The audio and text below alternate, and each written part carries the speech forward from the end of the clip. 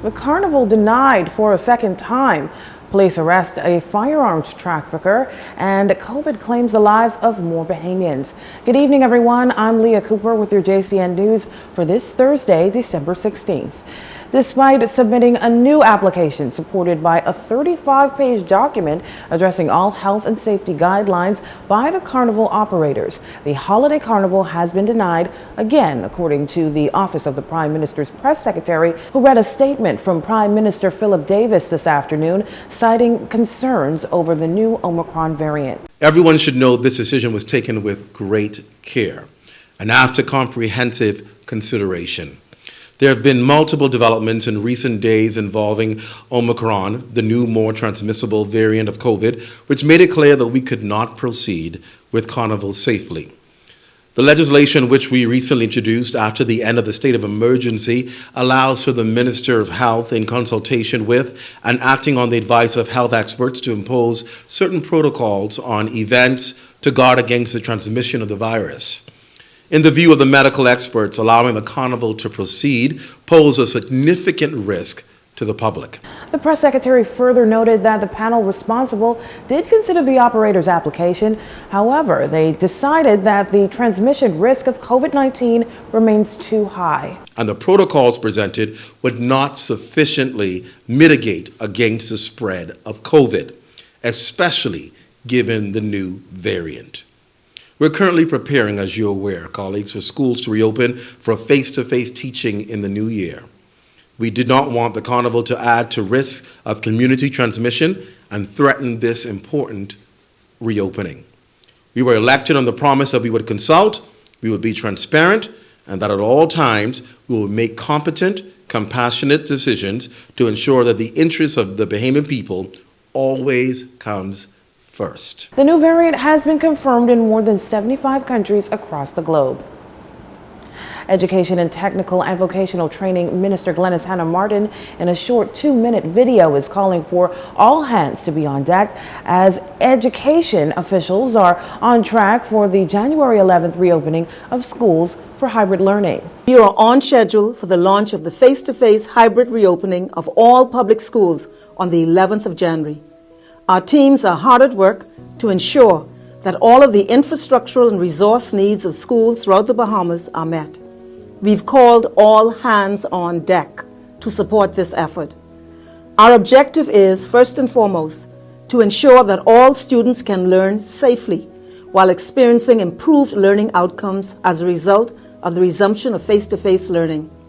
Thousands of students who struggled for various reasons with digital-only learning will now have the opportunity to receive quality face-to-face instruction.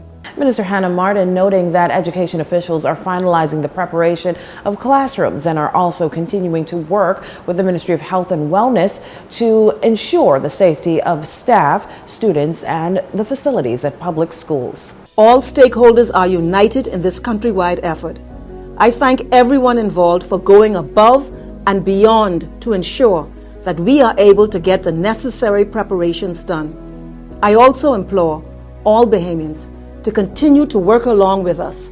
We are encouraging safe practices over the holidays so that our children are kept healthy and are ready to start school on. The Ministry of Education will hold a special town hall meeting tonight on the way forward for the reopening of schools. Meantime, as the country is set to reopen public schools throughout the country in January of 2022, the Pan American Health Organization weighs in on face-to-face learning. Director of Health Emergencies at PAHO, Dr. Ciro Ugarte, says that the health and safety of children should be at the forefront of all considerations and decisions on the continuation of their education.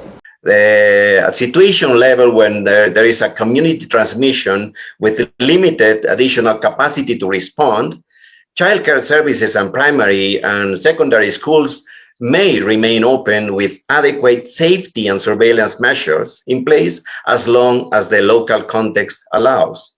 But in situations when there is an uncontrolled epidemic, that's in that case is the situational level 4, with limited or no additional health system response capacity, all individuals, including the fully vaccinated, partially vaccinated, and recovered individuals should stay at home and limit physical contact with the people outside the household. That is the situation also, of course, for schools. Dr. Ugarte notes that in countries where there is intense community transmission in settings where physical distancing cannot be achieved, there are additional recommendations that must be implemented, such as the use of masks in schools. So while PAHO and WHO technical guidance for safe in-person learning is available, the utmost priority for national and local authorities should remain the suppression of transmission, and hence the protection of health services and saving the lives of the people that are being affected by COVID-19 and other diseases.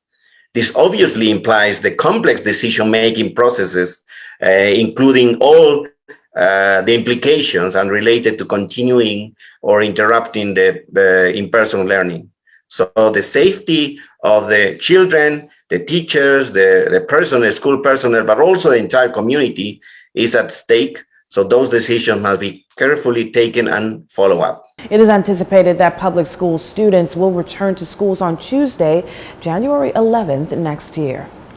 The Ministry of Family Island Affairs responding to recent concerns of the shuffling of Family Island administrators in the public service via press release. They emphasize that these administrators were not dismissed. They also note that in an effort to ensure that officers are strategically positioned to gain the maximum benefit from their skills, talent, and services, the public service occasionally reorganizes its ministries and departments. The recent restructuring of the Department of Local Government in relation to the movement of Family Island administrators is not an unusual exercise and should not be deduced as an attack on any public servant, they say. All Family Island administrators that were deployed to other government agencies would have received official letters. Should they have any concerns, they may follow the procedures established within the public service. You're watching JCN News. Stay with us.